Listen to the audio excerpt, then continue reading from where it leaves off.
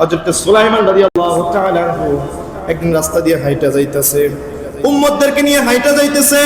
হঠাৎ করে সুলাইমান আলাইহিস সালামের পায়ের মধ্যে একটা ব্যাঙ আইসা টপকায়া পড়ছে। ব্যাঙটা দুইটা হাত বাড়িয়ে আল্লাহর কাছে দোয়া করে।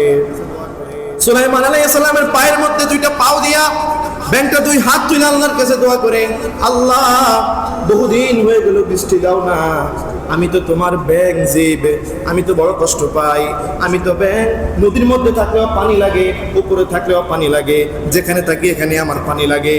আল্লাহ বহুদিন হয়ে গেল বৃষ্টি দাও না, আল্লাহ বৃষ্টি দাও।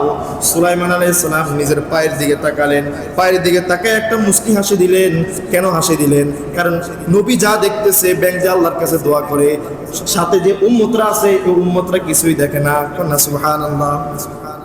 এই জন্য বলা হয়েছে নবীরা যা করে উম্মতরা তা করতে পারে না। নবীদেরকে আল্লাহ তাআলা যে ক্ষমতা দিয়েছে উম্মতদেরকে সে ক্ষমতা দেয় নাই। একটা হাদিসের রিওয়ায়াতে পাওয়া যায় একজন নবীর ভিতরে 40 জন পুরুষের শক্তি দেওয়া হয়েছে। আরো জোরে বলুন সুবহানাল্লাহ। একজন নবীর ভিতরে কয়জন পুরুষের শক্তি? 40 জন পুরুষের শক্তি একজন নবীর ভিতরে দেওয়া হয়েছে। হযরত সুলাইমান আলাইহিস সালাম পায়ের দিকে তাকাইলো, ব্যাংটার দিকে তাকায় একটা মুস্কি হাসি দিলেন। বলল, তোমরা কি দেখো আমি যা দেখি? বলে, ও না, আমি তো দেখি না, আমি তো দেখি না। উম্মতরা বলে, আমি তো দেখি না। এ বলে, আমি দেখি না। এ বলে, আমি দেখি না। আপনি কেন হাসতেছেন, মুস্কি হাসতেছেন কেন? বলে, আমি যা দেখি তুমি দেখো না। আমার হাত আর তোমার হাত একরকম নয়, নবীদের হাত আর উম্মতের হাত একরকম নয়, নবীদের চোখ আর উম্মতের চোখ একরকম নয়, নবীদের মাথা আর উম্মতের মাথা এক নয়, নবীদের ফাও আর উম্মতের মাথা ফাও উম্মতের ফাও একরকম নয়, নবীদের কলব আর উম্মতের কলব কোনোদিন এক নয়। কথা বলেন ঠিক না ভাই? ঠিক। নবীদের পেট আর উম্মতের পেট এক নয়। যদি এক হইতো, আপনিও পানি খান, আমার নবীও পানি খায়, আমিও পানি পান করি, আমার নবীও পানি পান করে, আমি আর আপনি পানি খাওয়ার পরে প্রস্রাব করলে দুর্গন্ধ বের হয়। কিন্তু আজ পর্যন্ত কোনো হাদিসে পাইলাম না আমার নবীর 63 বছর জীবনে কোনো একটা সেকেন্ডের জন্য প্রস্রাব মোবারক থেকে দুর্গন্ধ আসছে। আজ পর্যন্ত কোনো হাদিসের আওয়াজে পাইলাম না। একবার জোরে বলেন না ইয়া রাসূলুল্লাহ। তাহলে যারা বলবে নবী আমাদের মতো, নবীর পা আর আমার পা একরকম, নবীর মাথা আর আমার মাথা একরকম, তাদের আসলে ঈমান চলে যাবে। কথা বলেন ঠিক না ভাই? ঠিক। কেমনে মাথায় ধরে যে নবী আমাদের মতো? কেমনে সে বলে যে নবী আমরার মতো? নবীর মতো যোগ্যতা তোমার নাই, তাহলে নবীকে নিয়ে কেন কথা বলো? নবী ছাড়া হাসরের ময়দানে তোমার কোনো উপায় নাই, তাহলে নবীর বিরুদ্ধে কেন কথা বলো? আল্লাহ বলে, সেই সমস্ত লোকদের জন্য কিয়ামতের ময়দানে আমি আল্লাহ কি করব জানো? আমি আল্লাহ শুধু ওই কিয়ামতের ময়দানে, আখিরাতের ময়দানে শুধু বলবো, আজকে তোমার কোনো দাম নাই, আমার সামনে থেকে গেট আউট, তোমার কোনো দাম নাই।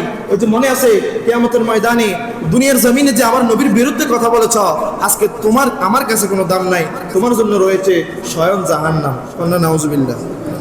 এত নবীর বিরুদ্ধে কথা কয়, নবী বিলা আমাদের মতো, কন্যা নাউজুবিল্লাহ। আল্লাহ তাই সেই সমস্ত লোকদেরকে বুঝার তৌফিক দান করে। সকলে কন্যা আমিন। ভাইয়েরা আমার, আমরা একদিন চলে যাব দুনিয়ার পর্দা থেকে। সমস্ত দুনিয়ার মানুষ আমরা একদিন পর্দা করে আল্লাহর কাছে আমরা জবাবদিহিতা করতে হবে। এমনকি শয়তান আল্লাহর কাছে যাইতে হবে, আজরাইল পর্যন্ত আল্লাহর কাছে যাইতে হবে। দুনিয়ার মানুষ, কোন মানুষ আল্লাহর কাছে যাওয়া পর্যন্ত থাকতে পারবে না। যে কথা বলতেছিলাম, হযরতে সুলাইমান আলাইহিস সালাম যখন দেখলেন পায়ের মধ্যে তার ব্যাংকটা আল্লাহর কাছে দোয়া করতেছে, তখন মুস্কি হাসলেন। তখন বলতে লাগলেন যে ব্যাংকটা আল্লাহর কাছে বৃষ্টির জন্য দোয়া করতেছে। ব্যাংকটা কি? বৃষ্টির জন্য আল্লাহর কাছে দোয়া করতেছে। এবার সুলাইমান আলাইহিস সালাম বললেন, ও উম্মতের দল, তোমরা যেখান থেকে এসেছো সেখানে ফিরে যাও, কারণ রাস্তার মধ্যে বৃষ্টি আসতেছে। আল্লাহ তাআলা এই ব্যাঙের দোয়া স্বয়ং কবুল করে নিছে। একবার জোরে বলা যাবে কি আল্লাহু আকবার? স্বয়ং এই ব্যাঙের দোয়া আল্লাহ কবুল করছে।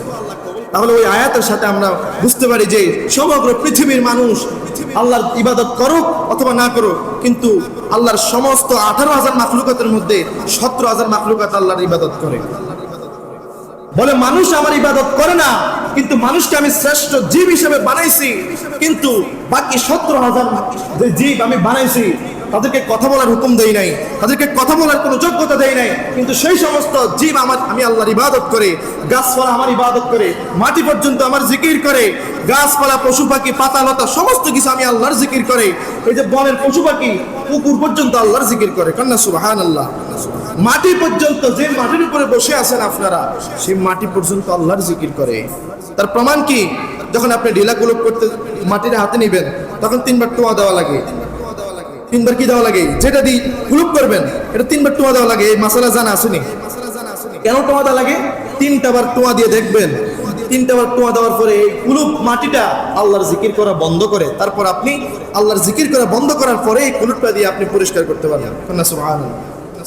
বাথরুমের কুলুপ পর্যন্ত আল্লাহর জিকির করে, কিন্তু আফসোস মানব জাতি আমরা আল্লাহকে চিনতে পারি নাই, আল্লাহর জিকির করতে পারি না।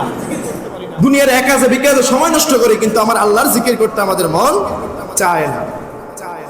মনে রাখবেন বাবা, আল্লাহ পাক রব্বুল আলামিন বলেন, কোনদিন আমার কাছ থেকে তোমরা পালানোর কোনো সুযোগ নাই। মনে রাখবে, তোমাদেরকে যে ধোঁকা দিয়েছে তাকেও আমি একদিন আমার কাছে আনবো, আমার কাছে জবাবদিহিতা করব, আমার কাছে সেও একদিন জবাবদিহিতা করতে হবে।